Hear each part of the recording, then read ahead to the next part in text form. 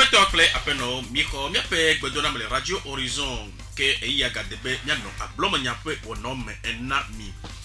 egbea tanya kame emia no enamio eyenye hatu projet ade idio dankoro be nenyo city nukai onye doda si ke pon kumene leke pe projet après tarodio no le do eye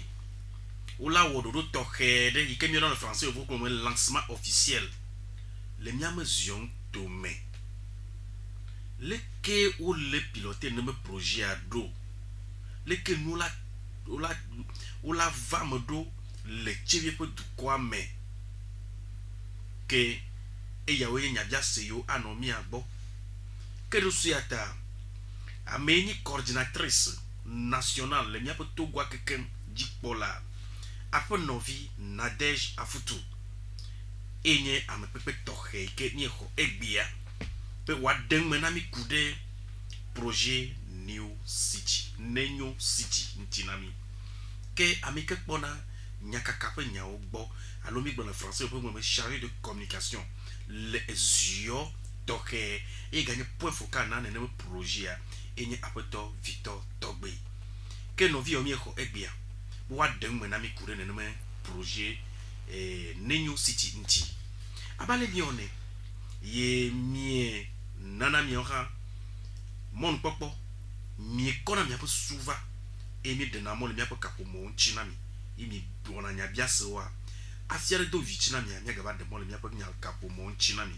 e mi abia nya mi apo amepepe yawo kezi de kake magbone nye amkobe mi awe zonlo mi apo meto et de vieux et ni chobedo Nenyo City ade ele ido ajinira yo ke nya gbon be nya pe amepepe opepe emi esema bo afie nya biaso ado agbo a made kukuna nye morandola ikenye Florent ike acho hagbeto khere nani maga gbon be na nya biaso a wocho no nya novi nya yo meto mi yonko be Emmanuel Ewia de vieux plechichi oholo miano miagbo le gapo evem eya megbe miagba clara to le miagbo miase hagbiara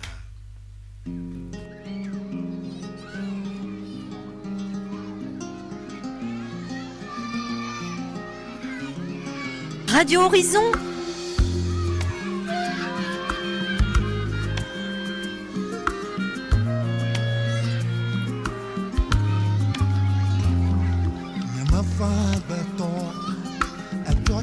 Bana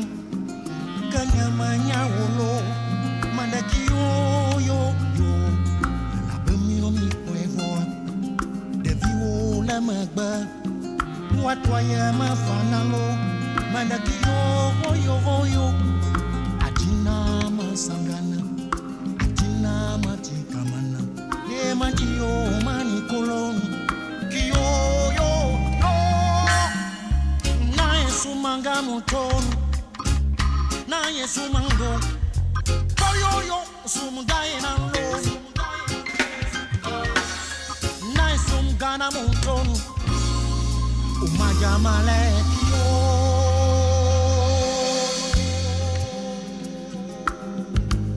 koko mo milebana nevio I'm not afraid of today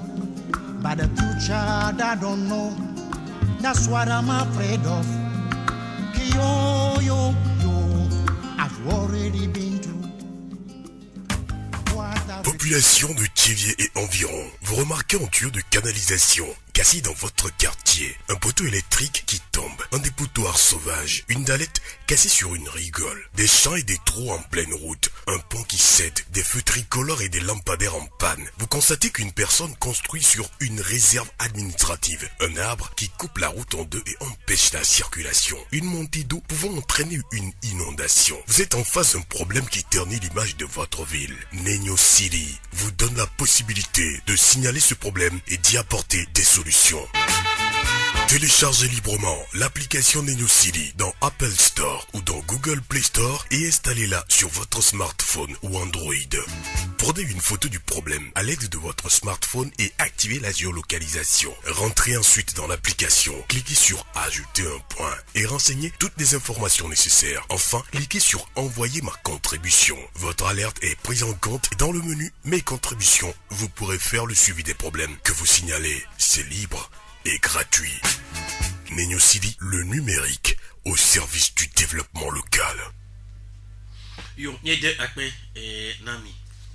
Le numérique, le développement.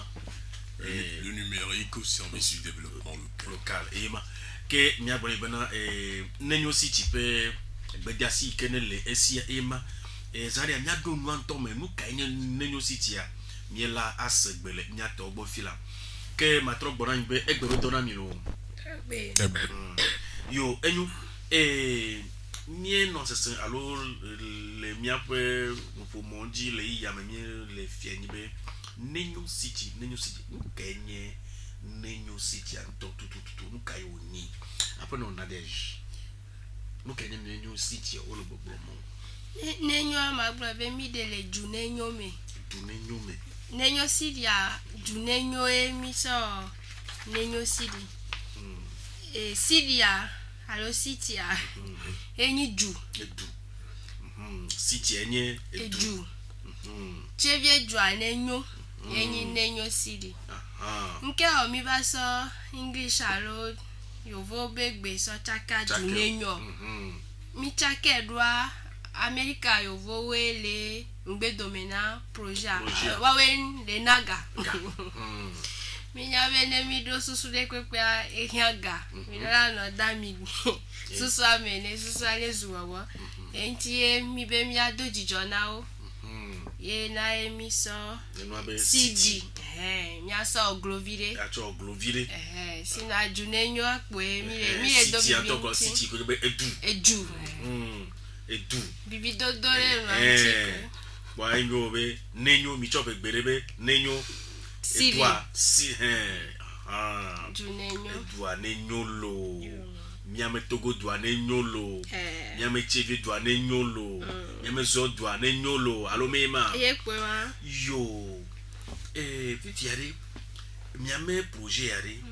gakame bejo game bete me va voir ça dit en français comment est né le projet ya gbambena projet a jeune allo so heko lingona projet a wakpata okpo gomele America yovo be bourse sibi oyi yovo de oho okpo mon oyi yovo de version le America togbo leko ona nuko ona be démocratie allo leko ona nuko ona be participation citoyenne enyi be jume vie okpata wabo ne wachu wabeju nga anyi beju ploto de ka yela na iro ebe bureau la be ya ebe lekeleke noro la zone wa la se jume vie ta be gbe jume vie tan wa pomonu wa gbon be lekeleke yo po be enone zone donc mi pogo mele programme o me 2014 Ado Wolagne Amida et America 2014 Nyenton va 2015 amole inene gbese agbe yen de kakpo mi apata mi be le pla yen ni bene mi dibe mi abe jone ingwa amesia medola begbe odola se amesia me begbe funu emi to ta me bubule begbe tan le ole yo be informatique leke mi latem wakaka Togo chala kpo gomele ngogbe de demeto informatique kudo participation citoyenne be nyam funu yesu so avana mi lebe nyawo nu corona be Nenyo City a le nyapu mi anyibe le ezio emi chambe ville pilote nke mi na ville pilote allo yemi da dokpo expérience à l'aide. Expérience à Dodokpo. Nenyo City a Eva na Chevie tobe watema akasenu kudo ame ko le kplɔ wa mi kpɔ nu teƒe le Amerika enya kpɔkpɔ na mi kafla mi ame ko odi après 1985 mi kpɔ ko yɔna be élection locale kpɔ mi sene ame ko te kpɔ mɔnu oyi mɔdia o kpɔ teƒe le dzubo me va mi kpɔ le Togo kpɔ après 1985 mi kpɔ mi se tsa kpɔ mi se be nanyi kpɔ le Togo mi se kpɔ be nanyia va ne nyo si dia edzava la va trɔ masɔmasɔ dewo ɖa mi yɔna ne le français be rupture de confiance egɔme be ame ko le kplɔ dzo akudo ame ko le kplɔ le kan ɖe wo nɔnɔewo dzo nke wɔ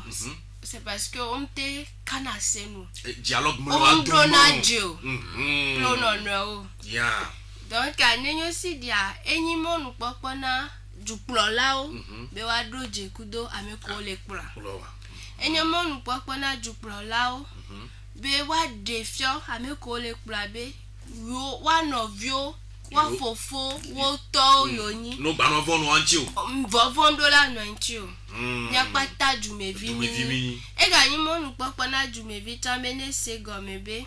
na mere le dɔ fia ha dɔnua ye do la bui ye do droit la gblɔ be ya ye kpɔ ebe lekeleke voa contribution alo enke pekperenke be la na ela wele nono tɔxɛ ɖe me game ame ala te senya ke be dagbro la so do dɔwɔwɔ me donc ne nyo si dia va be agbro na chevie kenyi ville pilote abena ne mi le miaba ho me kweto kuhiro le miadi mi binadi bomba le wenti do va est-ce que ame ko le kpro mi onyan to cha be ne le jo la fidea mi o le lo me fia ne mi be mi awonde o ami na ministère o gba na mi be mi o to mi aso hu mi ava kpra mi o be hum le yo si yo se déplacer yo va ponte pour e go be mi o to mi nya be jo ape pauvre me mi le ressources o sugbon la donc ami la pero du plolon ti be wa nyanu kele o mi ne te de be pompide e gba la filia mi agbon ka ba wa nya be ndele jo ni be kwa me pata la trozusi de ke ngbo la va puju kikiki fi o ma do pa bana et du proto le voix no ajo gba la fi votre proto le bureau ra bo nya bendele jo nenyo si di la na bo la nya kaba bendele jo yenaye ke mi va chevia depuis Outa alors Augusta Emma que mi va mi wondio na les français me be géolocalisation nyame ko zana Android ou na WhatsApp ko to wa nde no na mia be téléphone me e wa to ne mi to afisi afia e gbona na mi be mi va do fie e la messi a mon wona attention e non donc a nous on a be outil de localisation mi va fion chevie be leader communautaire ame ko les associations c'est des kukweta même fiahaba mota mi fion le kozana géolocalisation on a des OpenStreetMap yo pla préfère to no anyiro te fait yo pla ida mi fion be game anesi be odagbon par exemple na TDE allo administration be problème ya le clear o la te gbon o ma gbon po be le ko ya me enu ya le jole ko ya mo o la gbon fi ki tu enu ale jole géolocalisation eyebe miracle wa ebe nkunu wa o la gbon ya bo kwa enu anto la bo be fi e to no jole ya lo enu ale jole exemple pratique de si bene incendie de ezobibi la huele me fia alo do peria ni yo sapeur pompier le lomeje dia mi on to téléphone nko tam le mi abe motion donc a 2000 avant no do anodo fulu no ka alors que avec géolocalisation no le yo alo le bronzer ka be kuhire le joa o la te marqué à sofion petit pepe allez bena me ojo pa o va ten pa o va la va po et no pa yo akpe ke ne ma se nenyo siti me taroji no gbanto asibele kele pompo efia ni be kadodo kela no do me view ple to kolola do me no ano kasengo ne prefer le fia nyama no fo ande joa mate zoro eji fan alo me ne ma prefer chala hom e la kasen pu mi de fan ke monu popo mi le be nya pata mi azode diwa nenyo si di la na be prefer la nya ananya nkele wo mia nene belema neni merchant nene make kadodo la no mia do me yo enyo muniabe me o recale fio alo matro de capito Victor nene blomi no vinya le mal dia chora choku ya oh makara jibe yebe nu modu de wa de to nu ye magatem acho pene ne bunwa egomeni be eba dogaro me mi ba glona be juamale nko yinyiro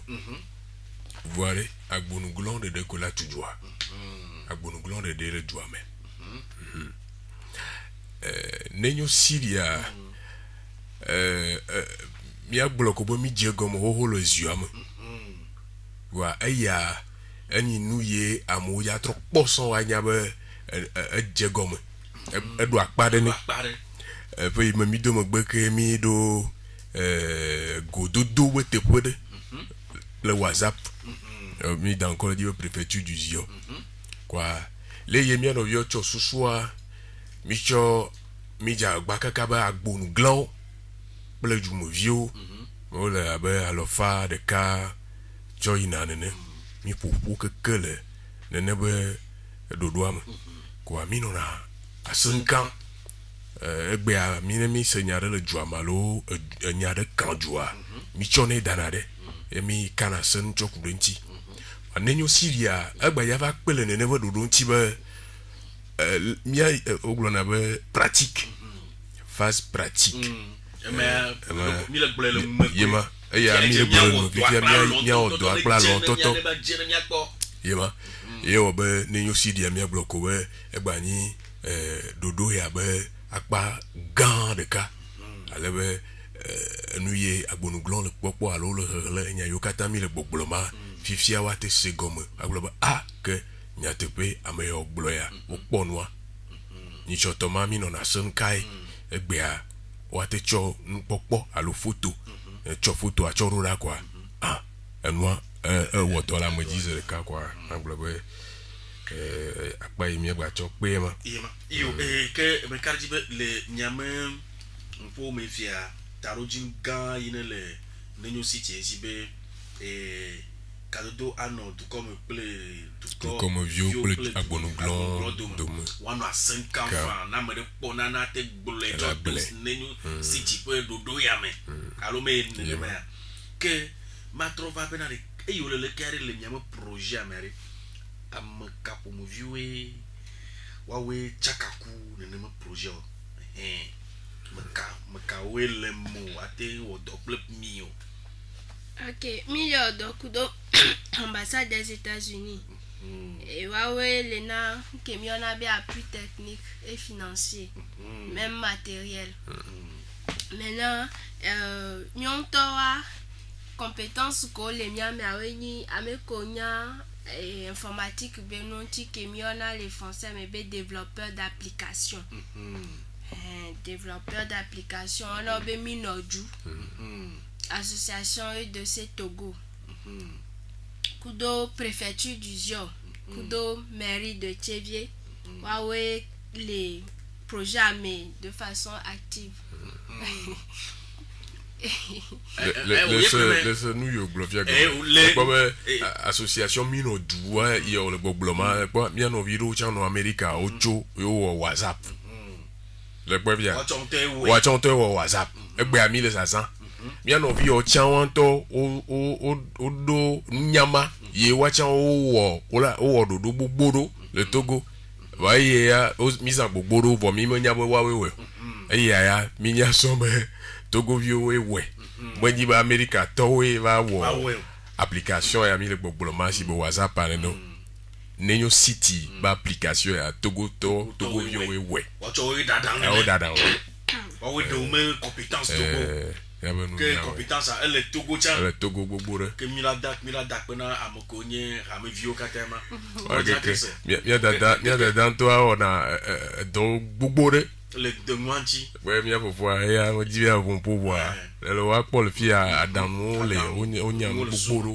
gbogbo la lo yo abale ne blofi la amokonye dasi do me plemia abasan d'Amérique et ODC allo même EDC éducation citoyenne et changement les mairies de Tiédikou préfecture de Zion association Miledou Minodou yo akpe que fifiare le miame projet entoré ga kamento tout beleja to dojinto ok kengba ma dwintiare ma so nyare pele ke projet on adore nesibe amogbon wa be kuhia mes objectifs à l'autre aloji no ami be wa gbo be odo kuhio taroji no ani be mi agbo be kuhire le ni wa 360 ta application ekpo enu pata gbo ne mgbon ti abe kuhire le jo sibete de be pore mi kemi navaya tuyo re gban esile wonu matin no po leke o le fike nyake mgbon ebedo est-ce que enya ya filia est-ce que te de to over va pom kele joa o to do di be you are where you are dreadwa allo you are dreadwa est-ce que dreado voir nenyo si di latino de nous fiom zereka et projet mi wa phase nke mi ona be première phase ya nevo yenyi be tevia ke mi va mi géolocaliser tevia kekem nyemnyane carte de no tevia o so fiomi bon plan de la ville oui va me les actualiser aussi be o matezin les nke mi ona be projet de développement que mi va pour point de sia de le tevia qu'on dit sukul asime nous sianu kaka yemi so cadeau na préfecture du Zion alebe egbemia carte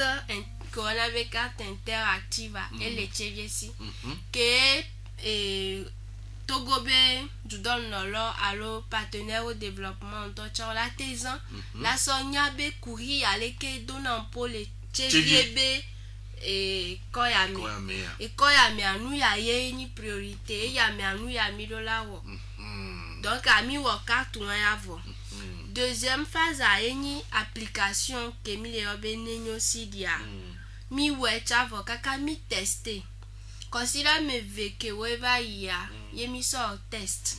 alebe mi bioso et ameko mi va former na géolocalisation ça mi bioso asibe wazin ne wa no bro abe kuhio do da mi akpo be application ale wo donyere ma mi 360 mi we chava ivo mi da pe na me ko télécharger application les Play Store me kaka o so wa be nyo do da mi amo bro nya sugo va onga bijo kombe test ya ena enya ko bro on po do mi sona administration tochon équipe technique et gérer donc et so que la ni yora gbe a ne mi won ke mi ona be ouverture officielle là que ngboye projet à la deuxième phase et la tododi nyatepe ale be couri ko keke mamola no blonzo la tenya ne tvb autorité o le odo alo mle odo la nya chocho ye va mi be mi ada pe na tvb autorité o doa le yobo gbe mi amagbo bo le courageux bo lombe yo au projet a amere pento préfecture de pe alo ville de pe npo au projet a le Togo kekemo le Togo kekema chevielon autorité obe ziovio autorité obe ya yolon be tout comme vioten on vont olon be yo au projet a do se gomme be projet ala na ngogwe ngogwe de ta mi be mi agbon na mi aga do pe dina population be na yo voko va fiomi démocratie ka fra mi pole ko wone me do zuna me ko le plus be kokoli kengbo ya ta mi akafu effort ke mi abe autorité owo kengbo aga so vire to pe mi aga vire bo no mi to pe awele ku troisième mi apata le togwa apprentissage fifi mi le pa démocratie ta mi apata mi anyale ke mi awo ne mi ase mi no gomelo yo mi dakpe na nenyo sidi nenyo siti me do nenyo city na des America to ayo me mo nenyo city OK me dakpe na aleke mi gbo mi ka gbado vivi na me nyibene ale mi gbo be autorité o te lombe wa dasire yo lombe na nenyo city pe dodo ya ne vamia be yo dakpe na autorité wa enunto ela bena ne le pode me achi la temu je acho moment neni bono pour que tochi le ke préfet la okala anyao ma ya te nyao de enya yi ma chokpe dadanya to fi ma to cha le pobe TDE allô régie des eaux allô Togo Télécom allô CET garo moa nu yo journal mi adi le mi abo come ya e pona nkumo ne ba mu voir ne le boron CET amemove ye ni technicien le fi mafia mi agbole kolo mo ni be ne ololo ye mauvais dogo le ne be ne no ala tamonyo a CET toma me amove moa o le courant jogbo pour le préfecture à l'Olilicope kaka va David Modia ou menya bende jojol David Modio voa to ya mea du me vieya po no ho bonwa jojol igboa egblero neni TDE bo pon kumena ne mi yo TDE to la tenya be ndele ko o programmer quoi no la va o do 20 va o do 20 le pole yi no anyo ha TDE be tire gba la fire tuyo re gba o kosira re kara garo mo wa bi afiro ti akpolo na nkaka yi kaka kan boy over one tamunwa o mo nya que de odo la signaler no quoi jume vioa enu ya nyama ma block club enu rento ni ne mi fia ne mi afo mi acho odo enu nyoni enu inchinja ne ton globe enu nyoni be la tête de 1000 hahado le podema abado yida me karji bena le miame asia gbole fi akwa miame la tête me ka edidiva achiamu kaka de videva ba ku le nyama me kuraka apui bon ni be nenyo city me ngia enlizere ka ke ko mu ya kwa ajo eyo agbo ndeli wa dans quelques temps on la va battre alors mene ma wole kwa enyo en avant nenyo city ma yo enyo fifiade projet mani be choni chofia kwa ela ola to application en diade mais dia ibena de les applications maintenant no merin kanto le que nous quel centre na nyama projet en to ka fi ma ba bia diabo nous quel centre nyama projet en to me di club na des to si mo que doit encore de décorer que ma trova pa bo ni bena le que nyama application ja no do fi ante no le ya ela bena sukua miamu Android a mise en œuvre susu mamenyae mi menyale ke miano ro wa well nyate kontina mia na dej mi la konti application bon mi nyave amesugbon ko zan Android a WhatsApp o jesi a WhatsApp po ni be ti asire fi ma po mi lo popo e bo va mbe ma domson be bovon gado no gbete les en WhatsApp gbele o message audio le po vidéo ko to po la tesan nenyo si di fafare nya no kumya to ko divika flan alo no vio le wasia on est na wa vio nyanke to Google Play Store de vio la télécharger application no gbenglo nenyo NENYO à part séparé quoi Anglo City CITY no gbengu le kpo la kpo application e la to logo ale ibo tanu si bi alo vio va le boja wa alo de ka yenyi mi abe logo mais de kukware trop inu aji blo ne na muro no ate marque nuide yo ele boy inke me gban why Google Play Store Google Play Store yeah na Android zan lo amero waji lo le America so na iPhone dodo wala yi Apple Store Apple Store Apple wala yi App Store mi ameko mi le Android mi la yi Play Store nemi Play Store mi anglo nenyo NENYO NENYO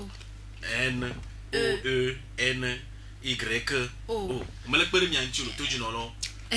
nemi nglo ba mi avanglo city a mi anglo CITY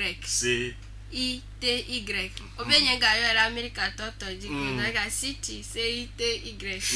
nemi nglo kwale ola on les séparément lo on les coller séparément ola o bien on les vous malo no nglo nene kwa ola kpo alo ibode alo vio le di java wo alo reka la po ya logo ema yenyi mi abe logo ele ibo kwa wa télécharger e go mbe wa kwero wa be téléphone mi no télécharger a si be no po kuhiria wa de photo kuhia chuchugba mi ame ko ni sukuru via odesi nketo géolocalisation bon ekpero wa di lonti ko to ame ko mu jesi wa one bi o wa no vio ko to wa pero anti wa activer no gbe activer o de photo no apa o la yi application mi wa lancer si be ke mi hu na WhatsApp wa hu nenyo CD pola po envoyer ma contribution na me ko la te ngro nu wa bodo po la ngro nu apo la so photo ko di aso pe wa zin a valider ma contribution wa nu ajovo nya me ko mi ma te ngro nu wa de mi wonde voix ti be ke mi ona audio le WhatsApp mi o mi ato anemi va mi la pompoe abe mbale ye fia va mi ata mi na te ngro va mi la te de photo wa de photo aso photo adoda a pompo abe yo po belekeleke ame ko po be yo matezan application wa la te yo monsieur Togbebe numéro le application mi no yo epo a wa gbon kele jo afike no ale jo le na monsieur Togbe donc nene application mi web a mesia menezen ni sibeka mesia menezen WhatsApp l'Africa nenyo si di tan mi be suku yi alo homanya to be nyayo amesia metori ta mi anoko la sime artisan o odolazan nenyo si di ya we dona kuhi uva merekpe tan mi na bendele o mi odo mi ngblono yo Togbe efo enya la si o la chocho pe makaji we dania gblono kata ye ya ba do fi ma ya ba mate gble don ko we amoyo po be enwa jojina yo mi ka se npla mo gbogboro mi di chato sukulu mo mi dogo pla mo mi pompono fio sukulu vio pleto mi pompono amoyo la tezan ne bo no mi ka se gbogboro ko wa amoyo po be wa wonu ya na yo zere ka alo yo metele wo mo alo yo vio mo le yo gbo ate we na yo wa echo negbepo gani alo ga sheke kwa Nova Préfecture ya otocho mi jave dia mi jave akpama d'Ivoire Nova Préfecture quoi ya be adam de lole wa otocho chi nde kachan le bevedia amomdo la von bene yo zane nyo sitia ola vale yo alola nyabe yo mi ona nde le français me be contribution anonyme omdangro abenko mudangro manko omde po e bon numéro a chambre obligatoire mudaje ola tengro numéro tu comme ola gbebe mangro no ngro numéro nke ola sa kuhi ododa va fike ma va don diolewa eni benemi wo projet AB phase pilote que la durée les trame ve voir mi java wo Jesse Dede ameko ozan ewu if ya no ngro il va donc ça mais on les que mi lava la va po e po la va on zizi contribution là bon tu opérer douanti mi ma te va Jesse ameo voici non elle est anonyme va amondo la von be amere la va bio mi be meka e mi on to cha mi mdanya make so na do da kaka amere la va le tu le mi adi mi va no gro ba me ya yo la va von ma no nchi nene et moi il match on de chokpe e blo nya refia yecha any projet grand le neno city am mille sosu de 20 mi akwa da bele leke o ya no roma lavado gare me fia ye gomo mi ya jenicho mi ya wado de be wanom se do jumevi nuito le meilleur citoyen du Zio jumevi yi tu do kui savo be no anyo akwa la fi do manyi bene glo amere le yebo comme fia eja agba kaka be ekome etokoko ba do afide afira epuna mo fia na no amo ku do to into chwe do kwiji afido wa wo dana down na mo kwa no keke ni do le ni si chacham e chami la enquête wo kuli la mo po ke amoyo le do ma e cha la ba au récompense bonane ne ba mo keke ta amo ne wo do ameni wodi de du e cha bona yo après non me cardi be le nenyo si ti pe do menia du nenyo do to de me anyele ke abale yimi gbola mi na mo poko mi o kanya tu mi mo suava sande yimi jaba kanami tanya kpro mi do nue ni va tasile mi abaka poko nchina ma nya do me wa mi ke wo experience wo be ni experience ni choba ichan wa mi ke wo experience ale le kwedo a la te mekle no vi opotiao ale lo experience a roa la te mekle no vi opotiao vo globena yo ni be mo po wo lancement wa eye webe mi ame préoccupation allo mi ape jiji allo nu mi blola mo po cho te dona ao e anyi experience yo wo ke cho megbe ina ma fia kwa yo karjibe mi ame susu yo mi acho ba cho nenyo si ti pe dodo ya jia o la te prendre mi en compte lo allo mo ne me na deji yo enyo que je viens trouver lancement bakpaji le ke kakame lancement lo evi que on déjà wello le koja no do Mila au lancement et ça lancement elle est torhelo doit mi le we kudon ke mi le obe journée porte ouverte ta et so kudo fidagbia cheve to kwa to la teva préfecture d'Ivio la va pon ke nto mi le obe ninyo si dia droit préfecture anami bureau yemi on mi play mo dando Sur 2 mai.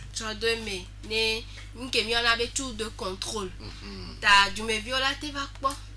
No bon oso abe kuhia doda leke amole khwe. Kaka le wodo 20 ne demo alors monsieur Victor o khonwa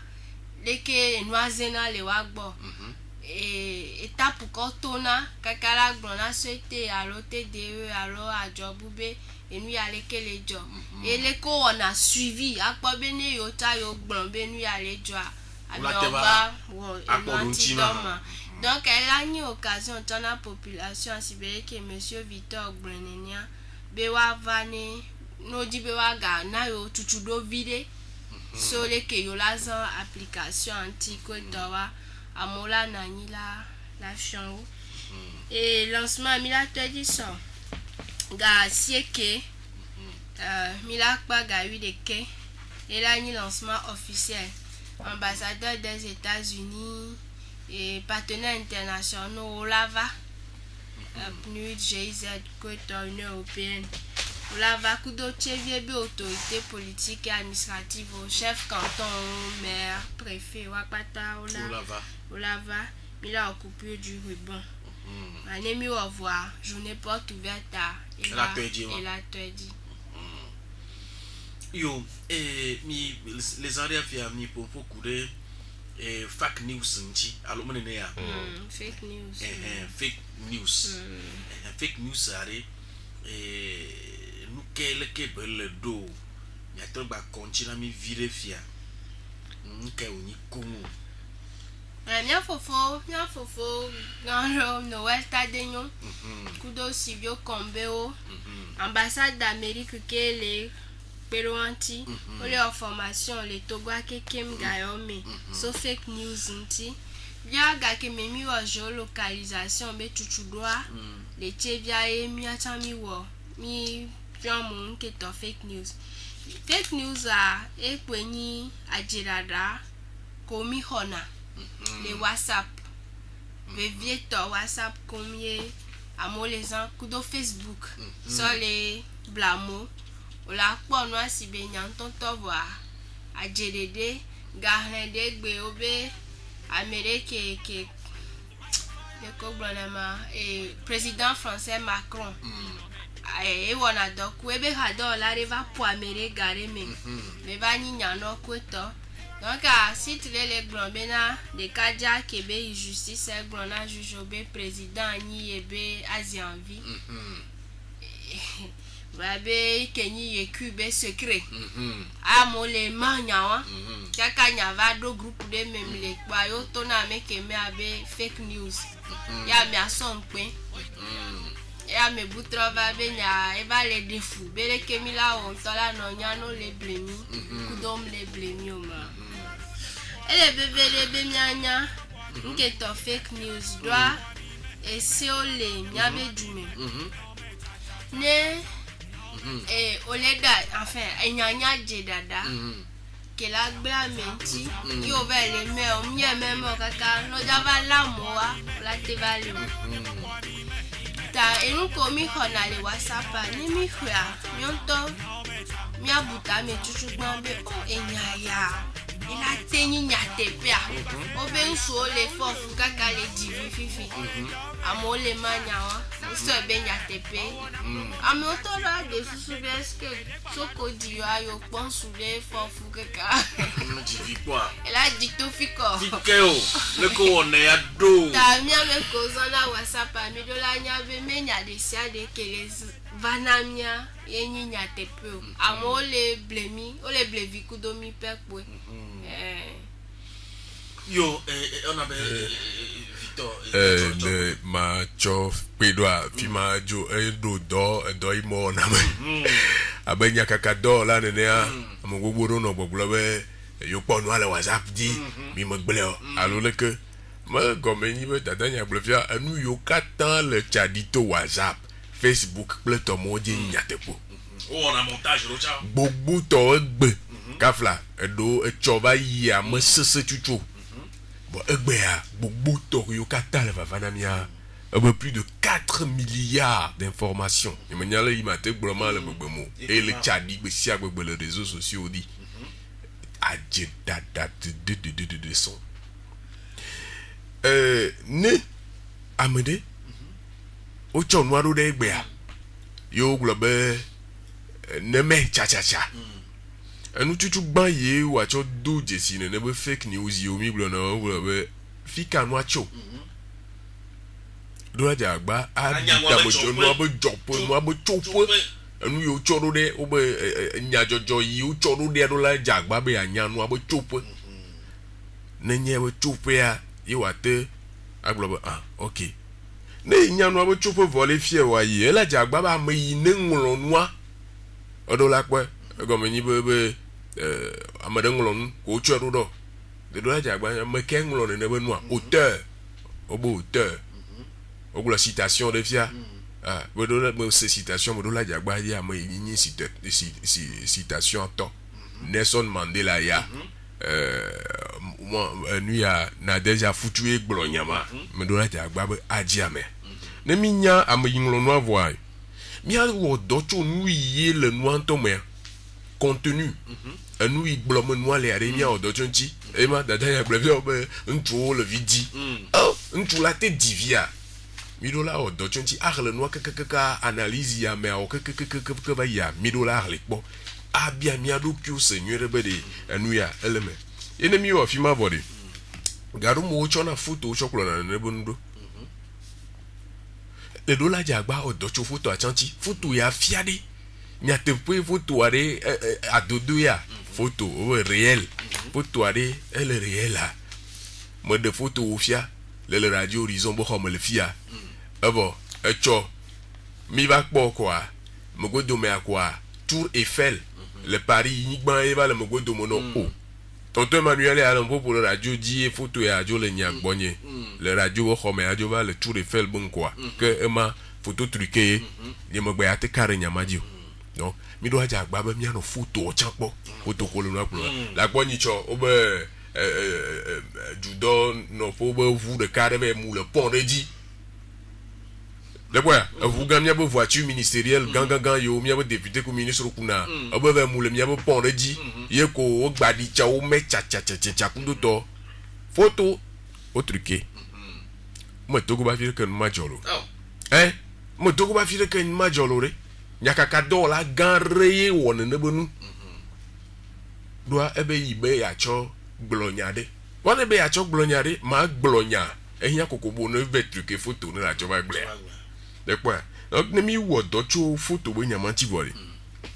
mi abia mi ado ki o sebede anu ya de modo la main réfléchissez avant de partager anu ya modo la main ehia ba ma mère nende vana obe fou njo le fou fo ye mo po mo le ma kambo ni a nka ehia ba ma mère na déjà nous ke ba ya tron na déjà ba gbem me ya tron na ke tron na déjà ba gbem mori ye bon la ga tout la ga pousser na déjà be que non no enu anto icha ba ipo be le ko mo ne cha plutôt ya dodo na déjà o yin no avore yin que soit ta ba no voilà fou en icha fo icha ba fo ya elle m'a la tête nakakabe voilà elle do do amogbea do le chadi o la chonwa chinois o duna melan bleto oh kafla nyatepe akpado amedo vo nyina nyatepe do menina nyatepo o ya glofia bena o mo gwa problem la me ya gbo be ameya ebenu contre pub o nyinu mo bomia no viwa kaka gbe va quoi auto mama pla me va bien d'aucune se be garu mo bede alode ameyo yare jiji nyama wa pona wa obo nyon de jani la sidome alors adava tore de côté le moji amola va no filmer anu dal WhatsApp dia no men cha en mo keke rapanya tu amanti ola me lelen tiro amade o ble garde me de jo fake news antomia glo yi lenkona mi pepepem o blogare me be oko nyon de alo amere ba je fiore ba po me le mi agbo le fi igboji anu eva ko ekuku gâteau le me ne pleto e amo me kaka azion to mo fi ya elo amema yi wona ne bonua yi o ve poa eva reconnaître be mo ba do fi ala po mo ndek amejuro ke mo va fi agbo Fika me atoka kaka vale va zukuku toye vale gajo la me abo home de kaja le pomolo doa ne nyama de photo le gbonye fia ne mo choro na deja no va yi photo a jipe enu ya de le o na leji o jine fika photo a chwa susa o jine o ja kpo nkonye koi ne mo gba chuchu le gbonye chan e la fi de le dare klo ne gba nyi po akpo wo chan e le dare ne na des joy chodo doa circuit le oja nya be jo le na des bo va no ta mi aja gbagba be enu yo katan le va vana mi le mi be WhatsApp oji mi be réseaux sociaux dia mi a trop assurenti do la be on manuia ne le mea nde la avagbo me no la posika ku do to ma wa me de pepe ana nse de pepe mi ne yebe game vana wa ela vano amerique me manu bla ne po le réseaux sociaux de que di ko e ko vu que tout di po va ne po ne miento mi mo wodo wa mi me adiota mi ta sikpo mo ne mi abuta mo toto mi de bove se ne mi adeso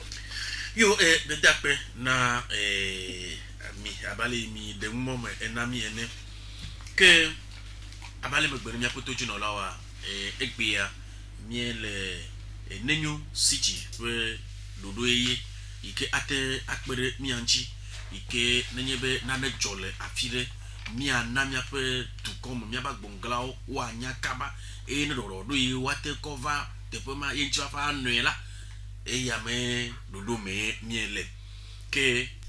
magabre be tarojinu le wasi ni bena obe yume tarojinu gbanto ni bena asenkaka ne no dumevio pele nyam autorité o dome ale ke dumevi atena ona na yanya kaba na nyam autorité o be alo do fere to heike bobe nruru masore le jora fine vo e kado fere la ina bodo nenyu sitia ike atema pede mianchi que tu désiré kala oja wo pe lancement nya bukanami le ke mi pero ameno experience ari le ke mi pedo nya te kasen awrodo e tu me mi ape autorité wa donji e o ga na nya bena le yo pe dodo me ale togwa keke me a yo da pe na mi ame de autorité on le mi ame esion to me be o lo fa be dodo ya atema nani akpe ke nyemora dola atu be mia bukane mia pe tojino lao mia yomi le 91 24 65 91 24 65 98 60 98 62 98 60 98 62 bla c'est quelque des cas bla vonne bla devo aton bla c'est quelque ni bla c'est quelque ni bla devo ve elle mi un petit peu porter atema bien nyao ne me senya ne gomoa o la tema agble no fan ke ni morde la hagbiere no gomena mi ape mi afini no se ya bia o tu mi ape tojino la obo.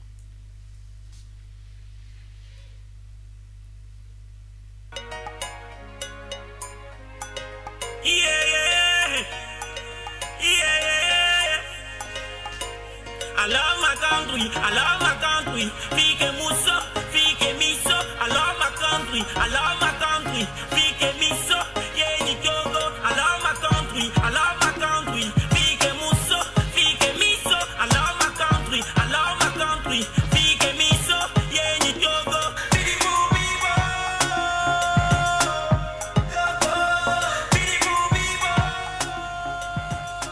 Moi, le camion, allô. Allô. Mais comment je suis encore préféré yocho? Davier.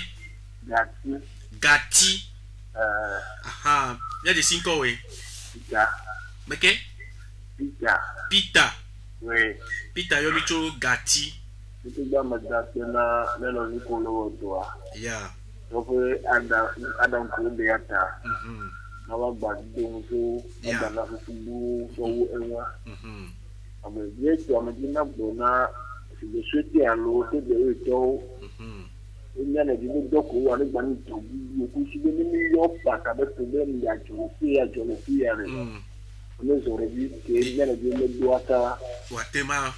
As I mean, okay, more to you. Yeah. I imagine a global to the New York, but I went to them that you see as a quarry. Also, the Yancy, what on a 1 million of the Buddha,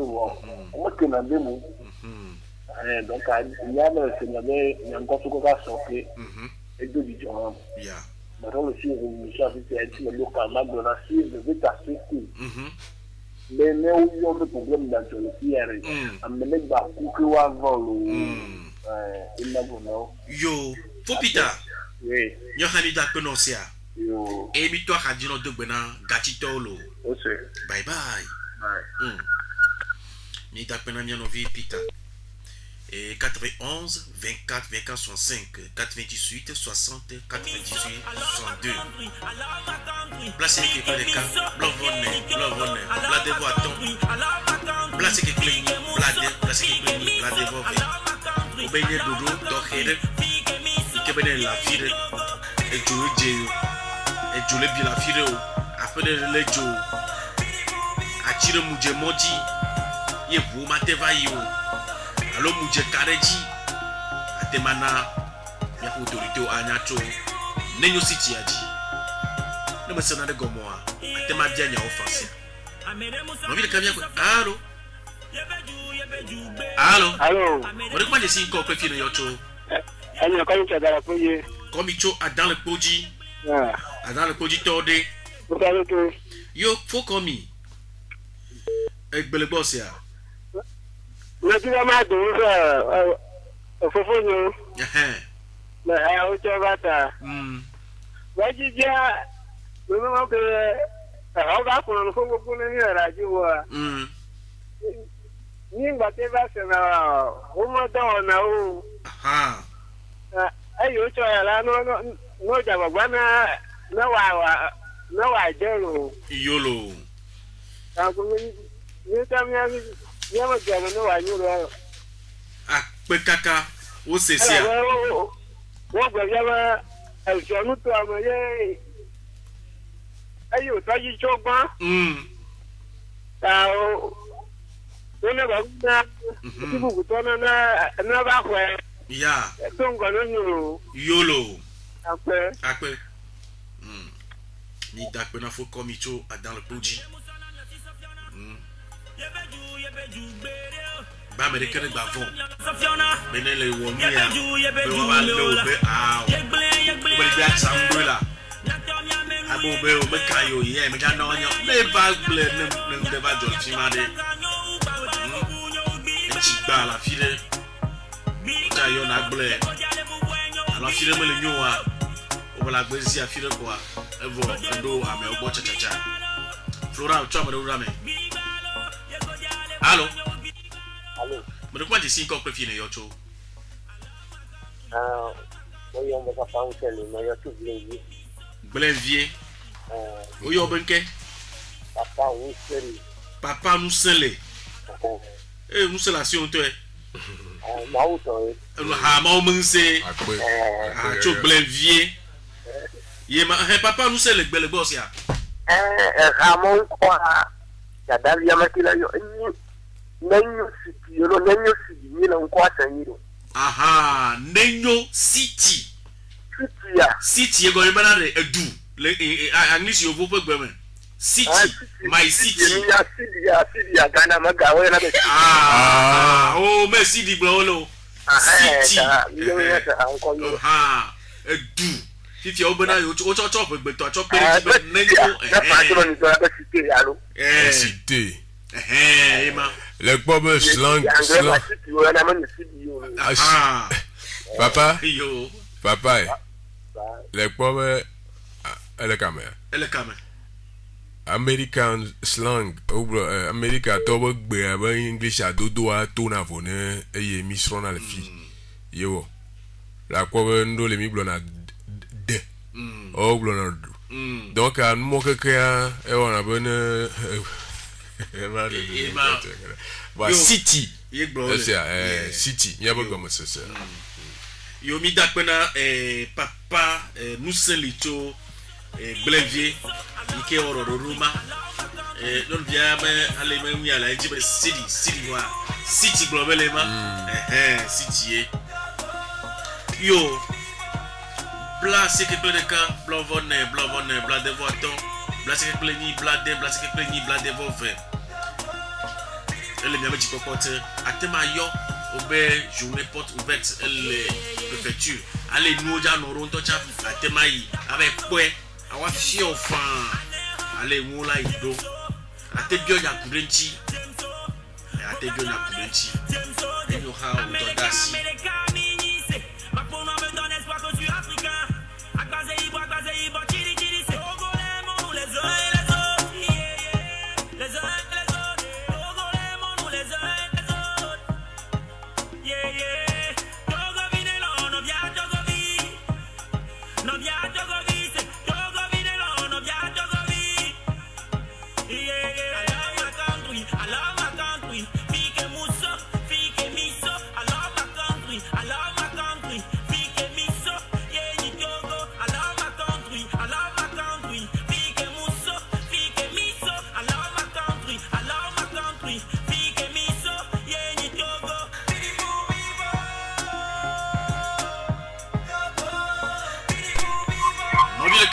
Allô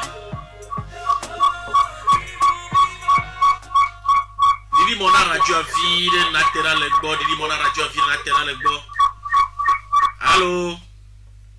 Allo tojinola etrojo ne mi yomia mi adidi mona radio avire e mi atera le ti vie kwa me kardibe ne mi apa asinkaka emelako nyonu via obena yodo dodo yani le pe no vile kamia kwa allo me de quoi ici encore préféré yoto Bonsoir, monsieur. bonsoir tonton Ça veut dire ils sont là la télémie, il y a ton café. aha Barthélemy cho yoto kope Barthélemy matera la radio bo vira Mais coup, il y a un peu de café à un moment lieu. Je me connais le dénacle, je n'ai pas d'arbre. Quand je vois Mimonia, mère, elle a été première, qui ne s'est pas pour moi, c'était à Jean. Il est présentement visité à Sojao, au Bonio, le Modi, au Madiajo, le doigt pourquoi moi, pour me tirer des choses. Madiak Blochon, pour la Léo Mokanan de l'amour. Ivana, Yadamarina, Moblonara, pour un chilemi, who aussi quoi. Et c'est le mien qui est un jamama du Kalmacho d'un Kumanan. Yo. Et mi autore tu un chilemi loato. Yo. Yoto kopea préfecture Cameroun. Yoto kopea elle préfecture Cameroun. Allô? Préfecture de Yoto. Allô? Yoto a la préfecture de Yoto. Ah, elle a de préfet Yoto. Ni bevado ni bien sûr quoi.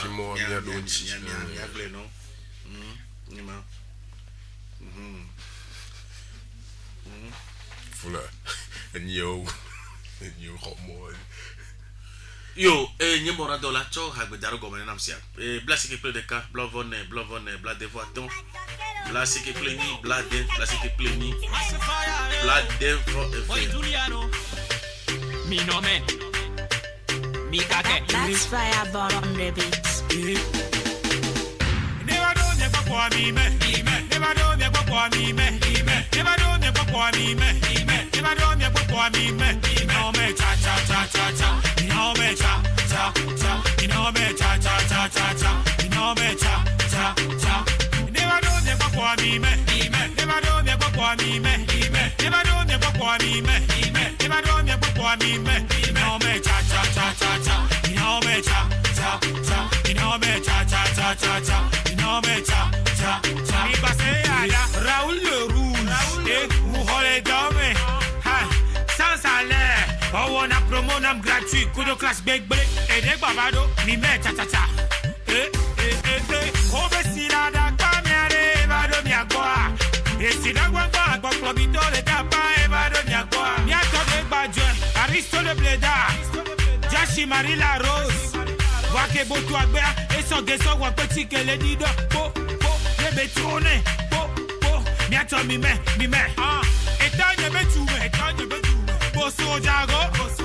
Amesa, quoi ça va les tiens. On le met, cha cha cha. Mi met. Never do me kwa mi me. Never do me kwa mi me. Never do me kwa mi me. Never do me kwa mi me. No vile kamia kwa. Allô, tojinola. Mira ku jole radio a bo vide. Tojinola. Allô.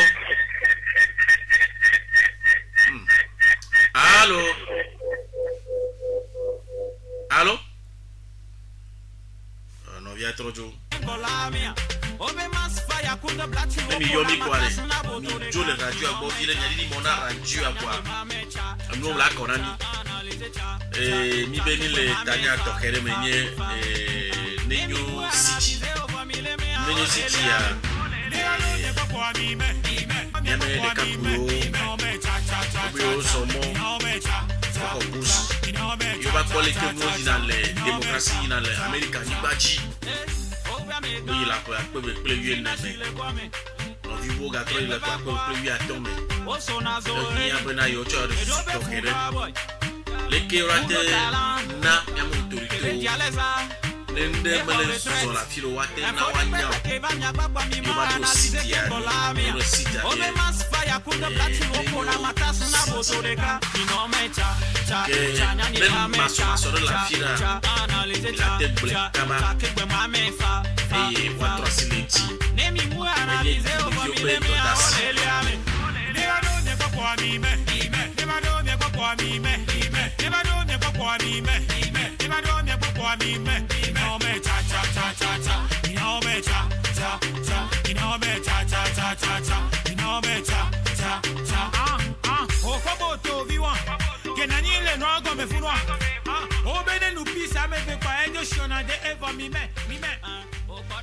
vieux afi mia no tote po mia pe ka po a me o nya bia soro interpellation ro wa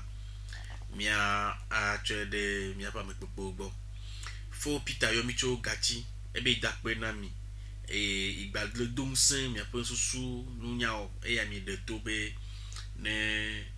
nde la fira wa tu vi wa tema gble kaba ma bia mi be ebe na iwo yona TDE ble CT bene mi amenu ya ne wate po me bava nenye be yo te wo na nya wa jagba wa zonde ejina yo kaba ma bia mbele ke mi po fo Peter ko susu aroma susu nyere mi yona nde be appropriation mi o ka fra mi ameko pata le projet ame kenyi busi awa mimi yo video mim do attachement particulier le chevio le ke mi va chevie ye mi kwa be chevie be judon no lo le hunde be yo a wonu yeye ejwane nyoa eye na e mi chan chevie ta mi o mi abe jiji be be to yin be ne mi wo projet abe phase pilote avoir be chevie ton to wa tro hwe ni wa yeji ke gbe e projet ala te gbe be ji ya ela so chevie to gbo ne population aller contribuer o le gbo abe kuhiwa projet ala ingombe ne ogbon kuhia ya administration cha le 3 tinowa sentia kwa e la janya be ya nke akpavre ya razoro dué manu akpare ka balance la no so mi na so a tu place nene kwa bakarji autorité o le se ya o le se e dumevio o le se apoto komi Yomicho adal poji e benare nyama dodo ya mi o edu jona yinto voa ndo vanana yo asa no to bodo kwa e vo ala ga bato zo ba china e ogbon na bena agobojo onya no kenya agobo wa e blitru ogwera e blitru le po tojo ya le ke bono e bi na kwa ga ba china e be meji bena e ya ke nsusu nyure be nyura mi ato ya de la ba chi kabalo alo ja ni continuellement la carolina yo mi wana nke china kaba be ma do pe jina be ndo la von atuka ne chevie jo antoji be ejo ane ingo ya mo le glo abe kuhia projet amatechi no tv to cho glo ni akwa e autorité cho zore jine ne kwa ke matechi ala continue macho de pe Johnny Chua journaliste au Bénin pleto a moto mia yo de que mia bon moi le do mi blena mi mia chamia to le mia gbo amasiam la chonto cha amere bayomi sika TV Bénin to re bayomi e mia pompo cho nuanchi pleto e go meni be amayo le mi le do ro mi le glo le didipon gbo mo ku didipon nya se mo di pleto amasiam e po bo ni yi le me mia jagba klo ko bere nanole mi blona be mi le blo mo le wo mo voi o fiami mi atogbu o gble na mi bere ne le nde fian alo le nde fian bi alo le nyare re glo ne viore we si agbele do la no glo ka gbere ka e wo to trogbe e go me ni be abo modo la kwa mo anu modo la kwa mo agbonu gloire egbe a o le yo le toji ne e ba do afide o chonde do da ne mi po be mi agbon globe wo na e o chan mi aja agbale mi awoju mo bi on to la pogbo a mi la wa pogbo yo ona ma ji bi ano ka na flora choro ma pora kan ma ga do nku ma do a me atoji no vile ka mi akwe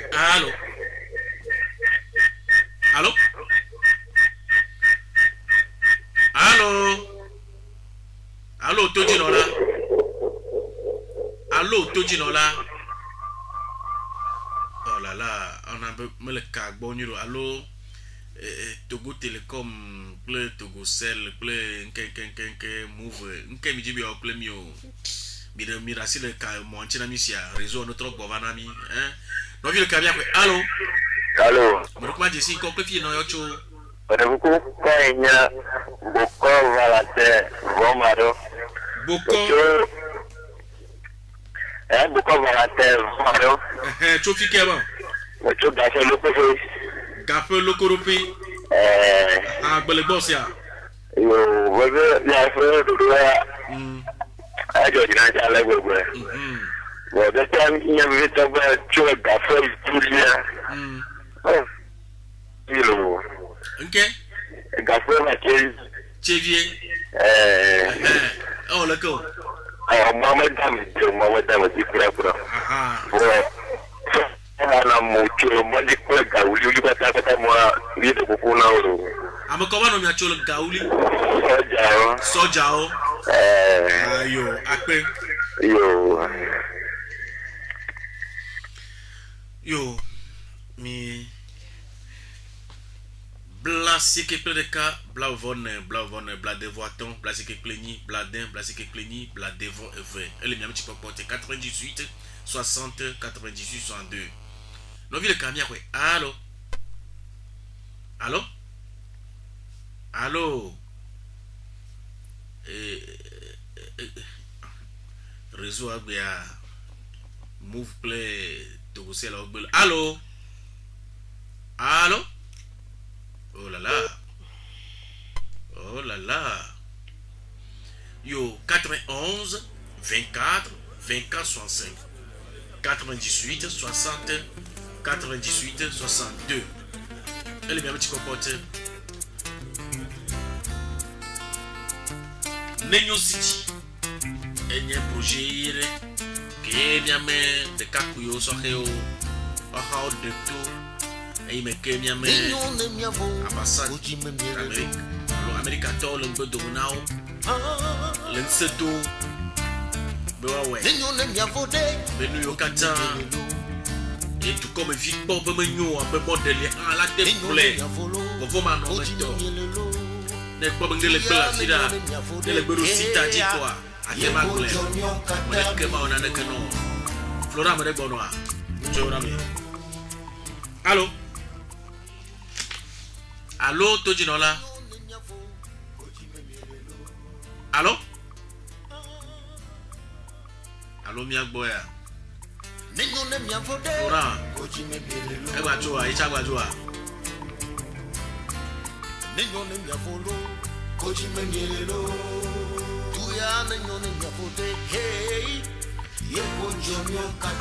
Lelo. Obiri balajewa. Monsieur Mene Chapapa, Elanyo, Blau, Monsieur Belavo, Miale Benato Miawo, Elanyo, Molo Molo, Koyiraba, Fufuto Mekano Miam Elanyo, Befike Milano Abakba Bakojo Emi.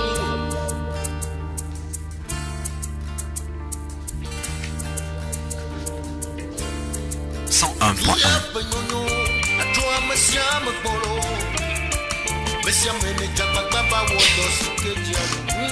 Yapetu Yapenonwade, Atumio Kata, Miabolo, Fofonewe, Monsieur Mene Chapapa, Wodus, Elanabe, Yapetu Kuala Linko. 91, 24, 24, 65, 98, 60, 98, 62. On vit le camion. Allô? Allô? Quel tour de casier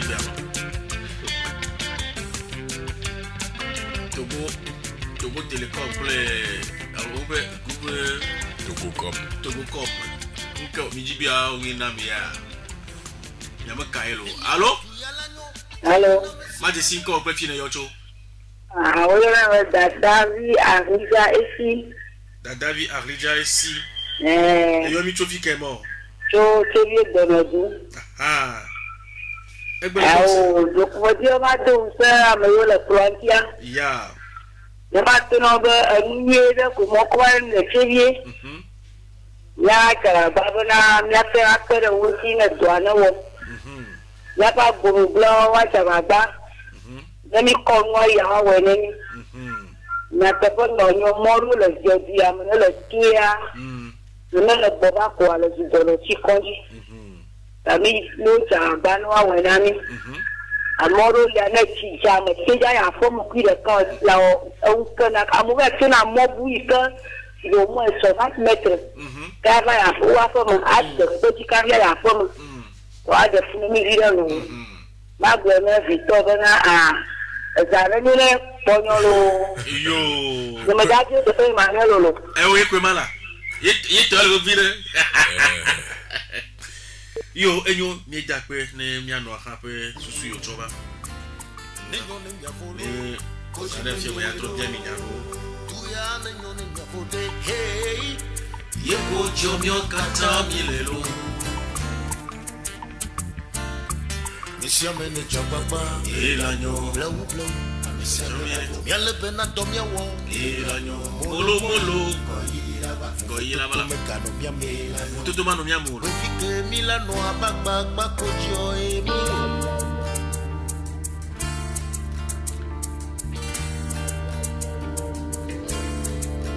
Duya penyono ajoa mesiame polo mesiame ne jababa wo do sikeji alu ya petu ya penyono ade atumyo kata mi polo fofonyo Flora mesiame ne jababa wo ala mere bel amerika bel film ha ifia mia e ka poil wudi nyatema do kamanami 91 24 65 98 60 90 62 me di ma trova akpare e mia no vire yo cho yo tokope ebe na ya ibi adakpe na ni be enu susu ya mi debe na me de pona no ate gbloda be ni enyo ba duna yo la vire enyo ba dun le yo me te fe bon yo le que yo awe ma blene bede le nesiwe tebie ma jole fia environnement côté bien obviane y préfecture de Yota le comité de transhumance sur la préfecture de Pépéme les Yoa et le préfet le Tane le région mais aïe que le Tane wa nous y mi abio chogboa là il en même temps le enjeu de film Yota le préfet Yota le directeur préfectoral de l'environnement ou Yota le préfectoral directeur préfectoral de l'agriculture doit un yobe doit blé un yobe le nous trop pour hamianti et amadele ye a te pour nous aglo amaya bedo wa mi ajirele ni Yota wonto moji pola quoi azoli wa te zoma ya te pe oni be enu ye mi lo glo ni nyo siria ala glo fia be nei fime fiare wa nei bon nei mogulana kokone so he alo hani yo modona go mi kana seno bede ne le be ya 3 merea mateno gada 3 le do la gogo aje hon lo play le be hon lo refinafi le be de kajere le comme efinafi alo on agbevu bo le be netro we se agbe le duro da e chama ya lo nyo ogbo ne le je hon lo kwi le blelenti trop susu quoi tane yi Yota we préfecture ne ba glo ne ne no le yi boy i chan ikpo ke manyi be jave dua mo yolo aw ne bia audience ba be ko préfère quoi ola a gledo de yo enyo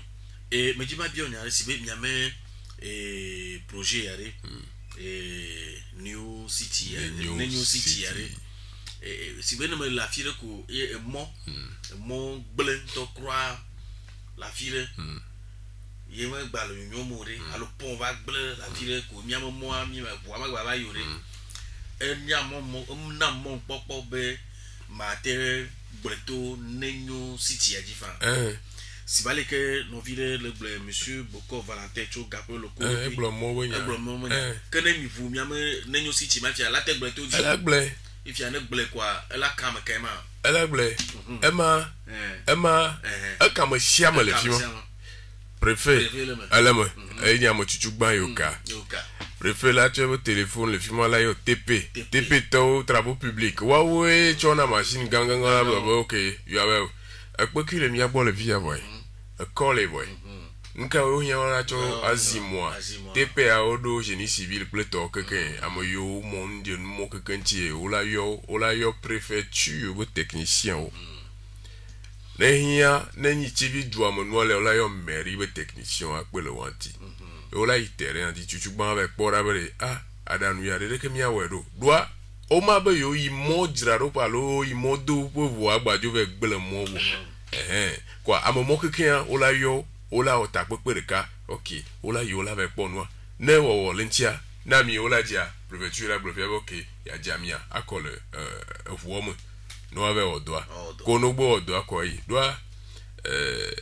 nu ya mo ne mo le junti wa jumo de nazon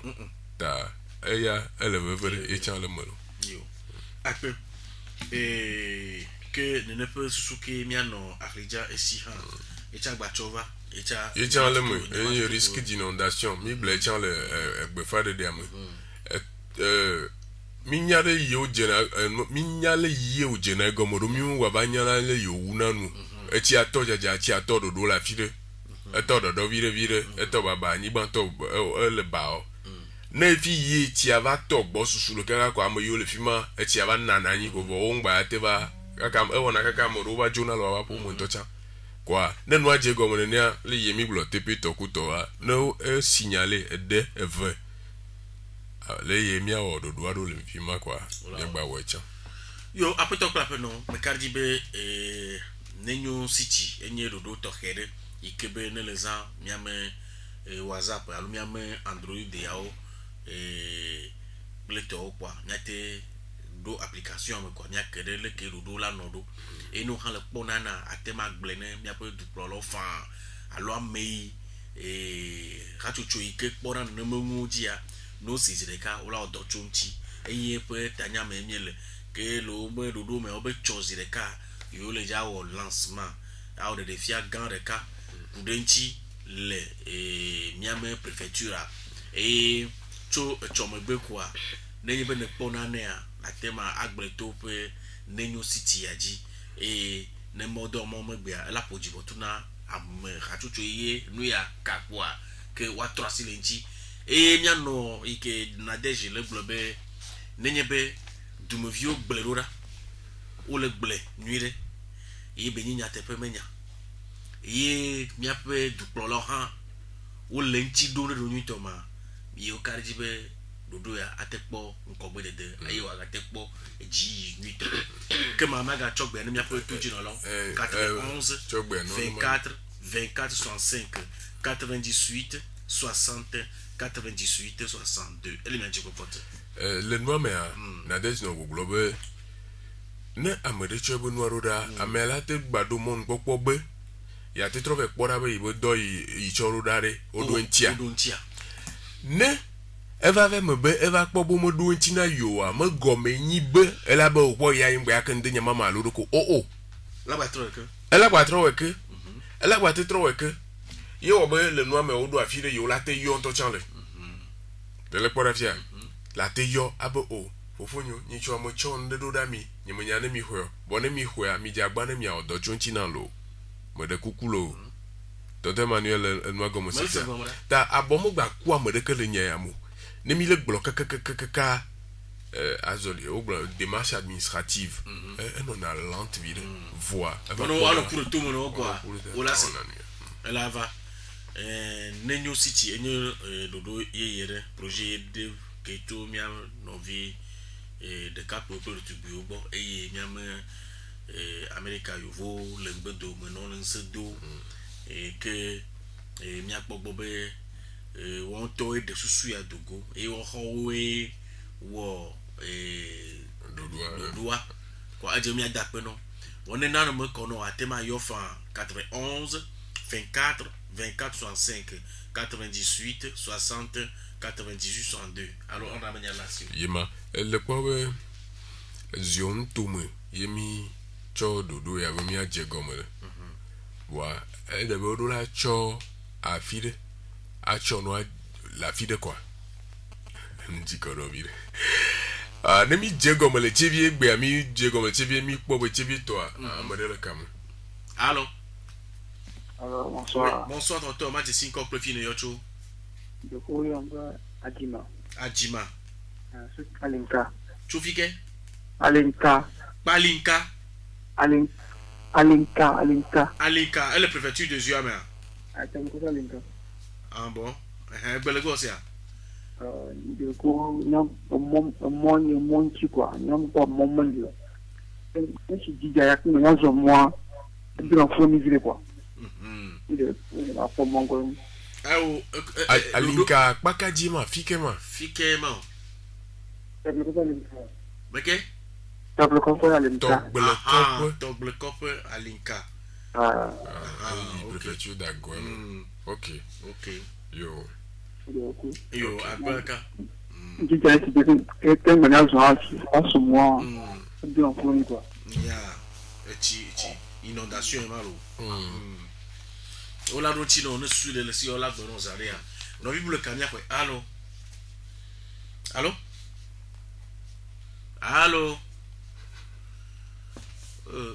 Yeme no goglobe nemi wele chevia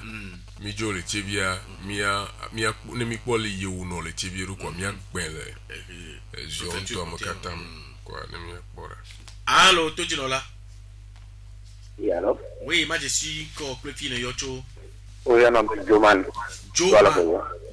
Cho, alors que Tori. Ils font. Yo. Joman. D'accord. Ekbele Bolo. Oh, depuis ma date, on a ta. Et à Isla, ma bien belle. Il y a mal au moi de. Mais n'a pas d'ennemis.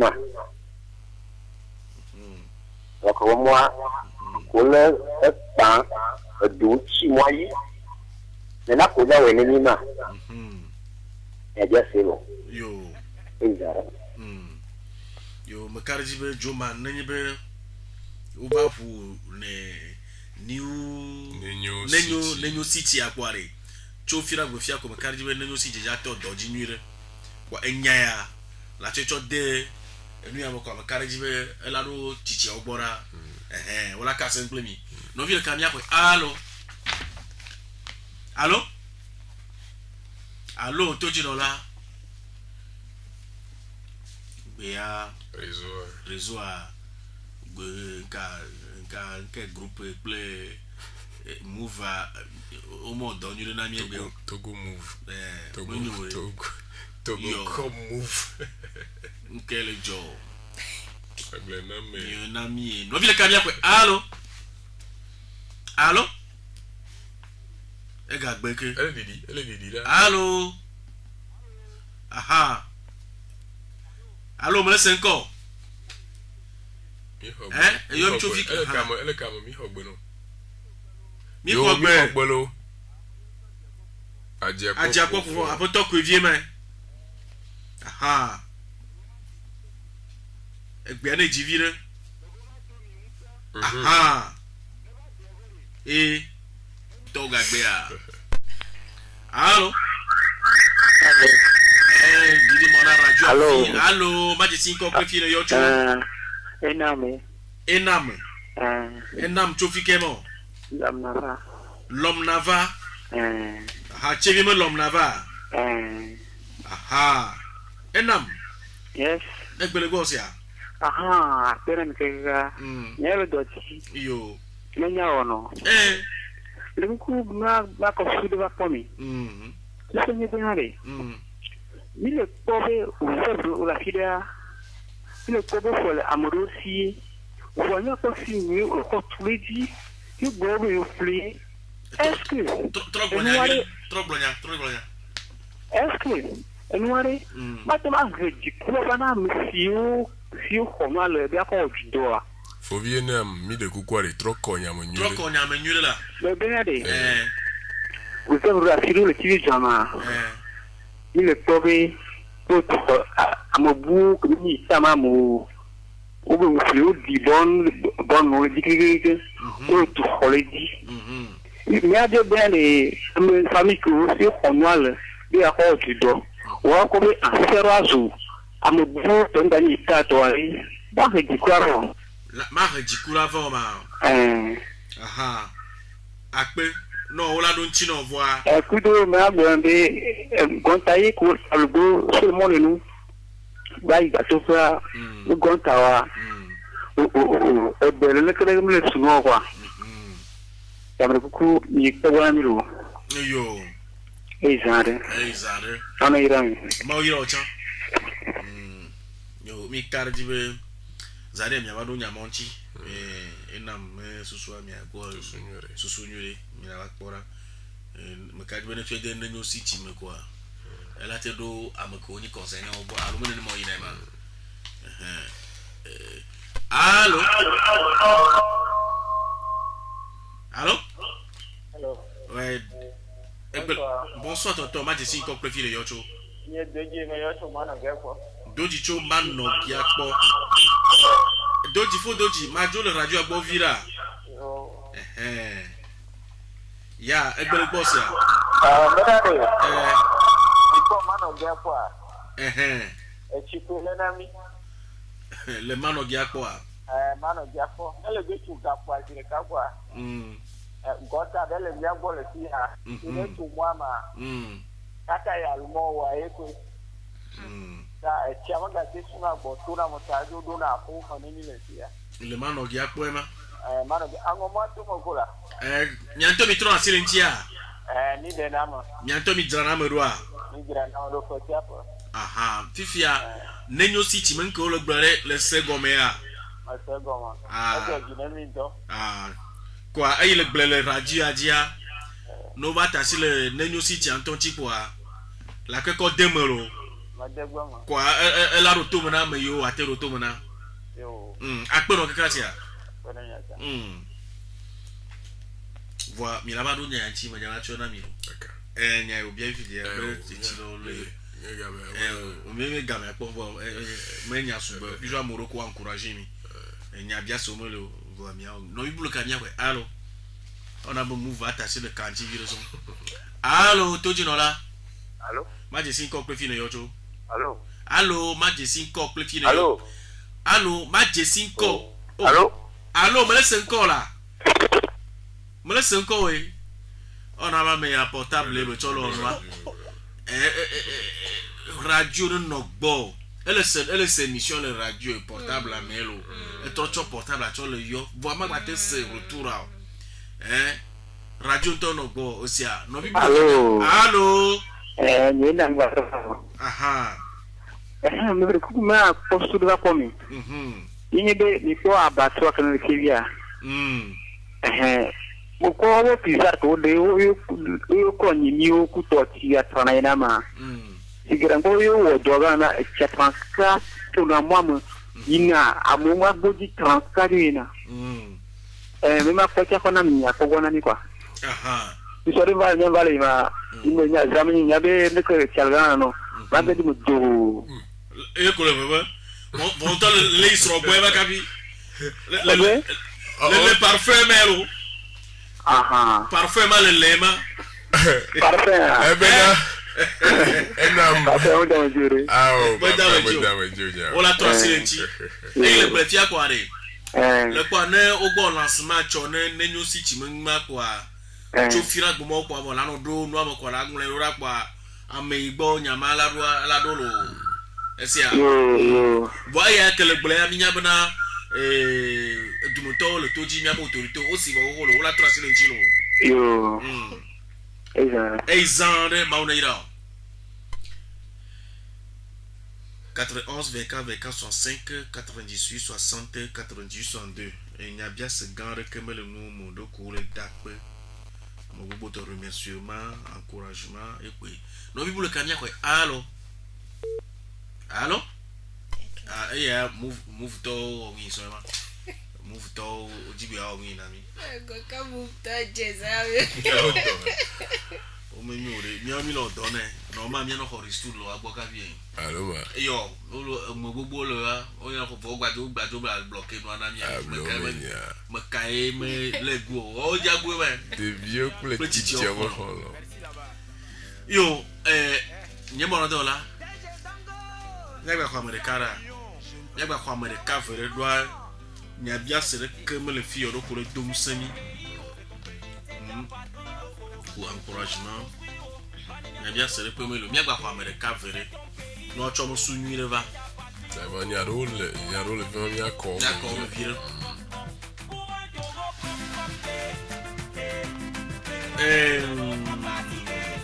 Ajima bo Jesse bo Ajima cho Alinka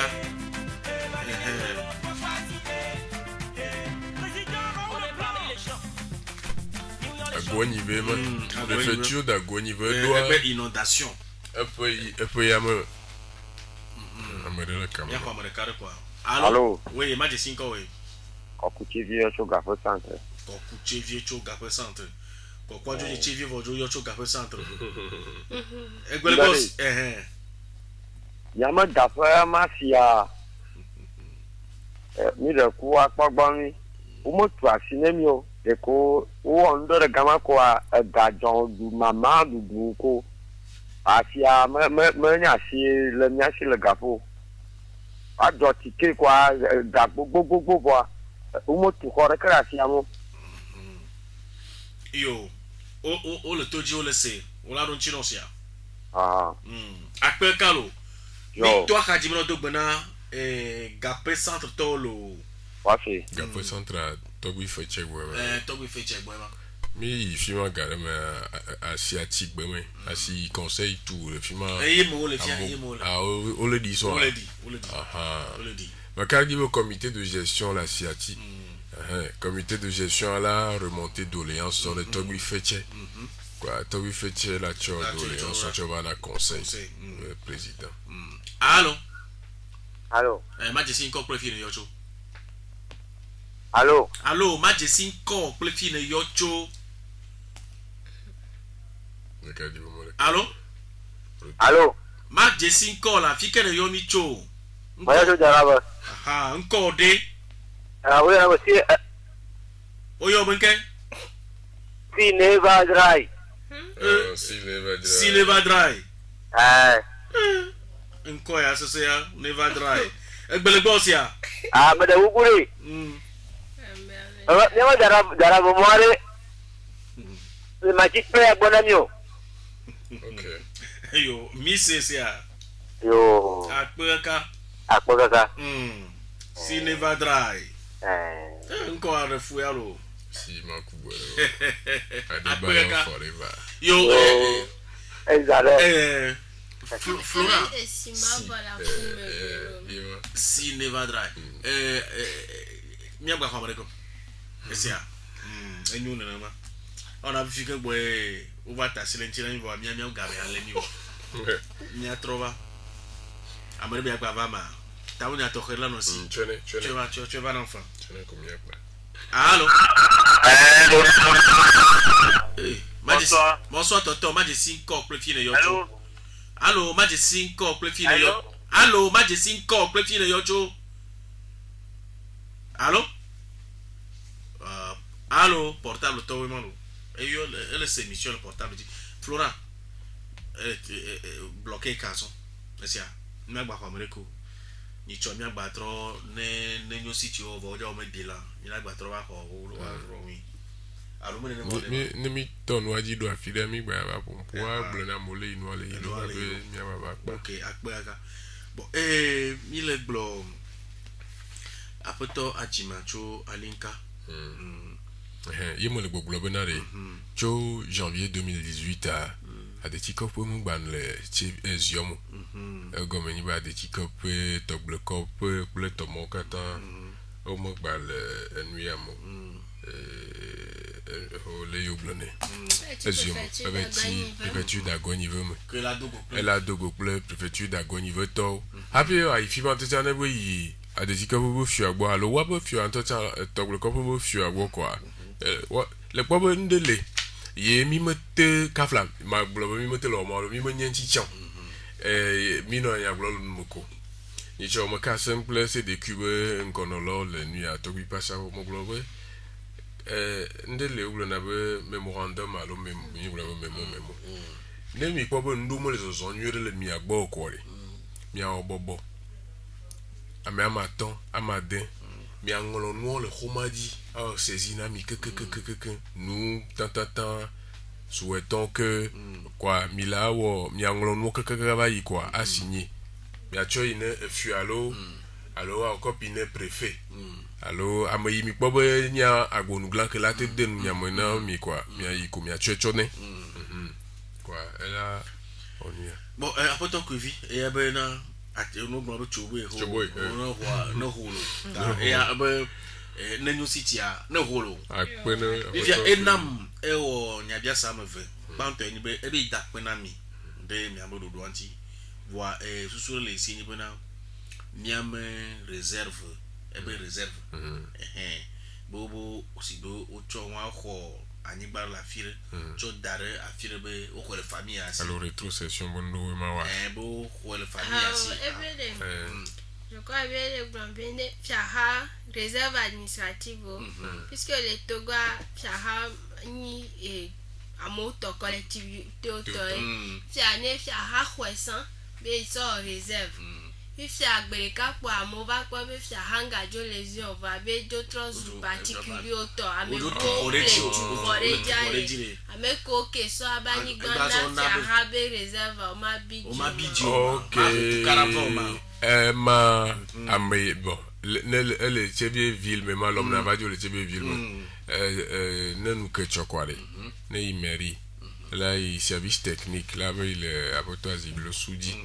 quoi elle a apotoise le sous la trop ne nous me kuku sugbon ni to chando le ni mo senago mo chonwo ke mo ba yiwa gbo o tutu do nyere na chokula ni gba mo nyamo ti quoi ne ya o la ko gbogboro mene quoi e be ji la gba fa bon ni be mo te ko mo popo te yiwa adolai adolai do ndole elle ne ni be ebe pobe réserve ni fima ya mo le tous les 10 elle a été voté à Chorora, il est signalé à réserve voilà construction anarchique sur les réserves publiques les réserves administratives. Voix elle est yenu à nyayo blo elle est mis gomoro fia elle a nyobe elle a ifima wa de noa gomene doa dodo le fiora te va globe fima imugba onu yo wa nyeto ni ba modo to e onia que tu as eu un moment voir bon ni mo nyale yo ina ro yentim be na yi va avec bon anigba benya e gba pour contact très bien so les tables bomoji e ro abattoir ememioa no klonyo kwa ni china moji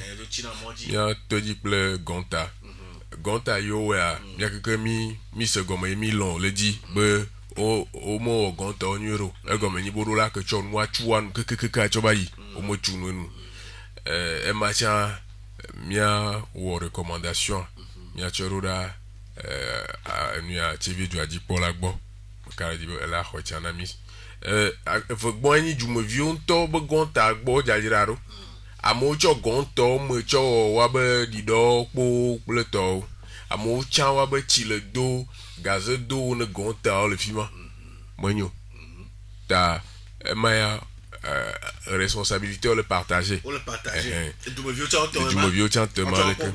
abattoir abanya nya tepe nya kekemi mi le d'accord be gbe a o ma gbate glo fima nya abattoir do na le yi eni alo la ou fe le yivo de ba firo ne le po condition non mo yi mo no na ha fe u na ne be lawa ni choa nya ni mo pote po yo voix me yi ni cho TV be abattoir landu mbadrum kafla landu mo gbadrum le yemi poedo le France ba firo e mi ba po le fia mo yemo quoi me carrière dodo gare le ye KFW wo pour le TV tevie dua ye o da troba tu abattoir relais de la commune tevie si pleton gbogbo le ne e o na mi nya be dodo ala je gon pe ya me ta makari di ba pa ma chan ni a onu ya boa donc on est ma wa be fuale choa wa zon le fuadi e fua aba leke no an podona yo ku do wa be se de kyo wa kpora be na re la li tatanti lo wa be niveau no jo le fuma ko wa kpo tv jo adi kpo la ko wa gble le jo kpora be de ko la te wo kan gbo wa ba jra ba chora ro lo tro wa tuire de ko wa wo ro a jra ro dare ya yo kema me kare di kule ko be nu ya do chacho mano gi apo risque d'inondation nenyo siti cha onu ya wa makare jibe enyare ka ko mi gba gbogbo le fi ma cha ko c'est de QA là on a un projet avec pour mairie akpo fia akpo mairie ne wa le ju enyama pepe ke ba le sineva dai cha bo gbogbo yubo dala vogo moi de que susu ke le ne makare jibe ma grand travaux grand travaux ma doa mo do doa kafla me million le ka nya yo wa mi mate khonya re que le fia la ko wa nu ye mi agbe bloc wa o recherche d'information wa mi ta ne mi wo nu wo mi to rapport a roda agbonu glon a bios bele ke di o le do ma la fa lo enyema allo ko kucho cheje Koku chevie cho gapo centre miglo gapo to abashi ya wenya wota be ne jagba ne cho wa po comité de gestion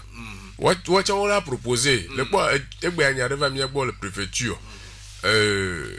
du moviu globe yo le tomotinu le bolu wa tomotiana yo le dole e nya te pocha domodui ku atoku ton podona mo tabono wo eau potable na yo mi no viron to choro wa rokio di ovedi financement le odeo ouais dichloro et o ouais coup de top plastique coup de top bois ne obo yo awe fata chan ne no va gblede donc obia djuma to keke amesia mbo ke yo lon yo apletia pono bieve e via auto etia ça amogbe o yo avio ku ni atomotia enyo na yo wi ya de wa o te chona 100 francs avec charger na téléphone portable kafla téléphone aya gbe ale azin lo wa ne le va je doa ga kele ja raison a chova dadoa esugbo u pono ya cho de tia kwa mi no bio chan kafla ne wa po ne si gbedodo va wa gbon ne alo wo dodo nyu bo wa pe lo wan tie wa chan no ya gba bo wa cho de muta nu ya ba sia gapo sia egbo fia be tike be nyo tax o yiji unu wa chan la proposer le mémorandum benya Emile Gbogblo no wo mo ke ko la po nu ka mo le nyunyu mo ke wo nyu o la va soumettre le conseil de préfecture do afirma conseil le nu ya po afirma soumettre le conseil chan la de abuta mo chunti kwa wa ke mia abole june mia odo ane ebun kodede nya yo le awe mo le be asen go mo fufu ko ngo mo asen go mo préfecture e mal kpali nele ina l'hélicoptère elle emiodi kwa ne va fima la bia ola ade no mo na nyu de le yo ina lo yo apoto papa no me karjibe egbe ape ablomanya ni choyina ni ya karjibe coordinatrice ne nya relation la glona tout comme vieux rena mi ape lo doa e to hele chopo do nchia egbe le bosia je mada pena JBB autorité au pata JBB tout donne leur pata que aucun autre projet a dit et miglon va y venir no dojesi alors à Domsen tu me vis ko si tu es un modèle tu me vis ko les wodo na ngogbe dede va me tu me vis au dede yo mi le bro e be mi no dojesi et fiahabe dola o que autant o le wonde donc autorité modèle et comme ni be projet a que mi le wefia et jana et nous ko na be transparence et chalaze et nous anti mi gale ta pena to go be autorité o bo lombe wa ya transparence be fort les dumevio sonya reba même nomte na ondum chucha et la zembe courir aller ye on sent que les courir asia alors on sent que les tevieto si anyam que les senya kwa mole glo avec gogoto et mobe nyayo glo un bon inondation et là nabe ne si biobe wa un projet de développement avec des financements là olanya et que wate on a et la do jona to on m'a fait tout sukuru na alors que amole dibe assez à la maison wado mona one dija wado me fafaro ta elebebe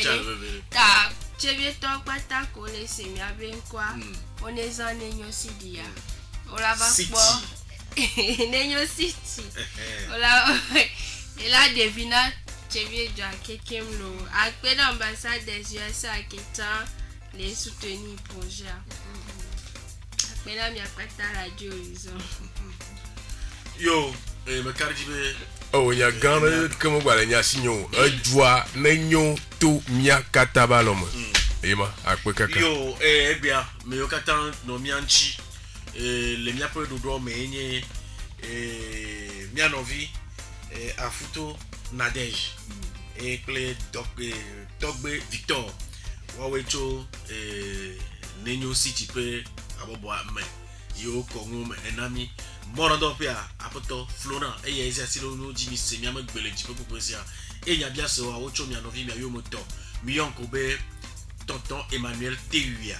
ne su Kristo mo ba wa nya ga dogo ni cho le tanya bu bona ni be va nyokatan nya dogo le jipo dogbe nuit bye bye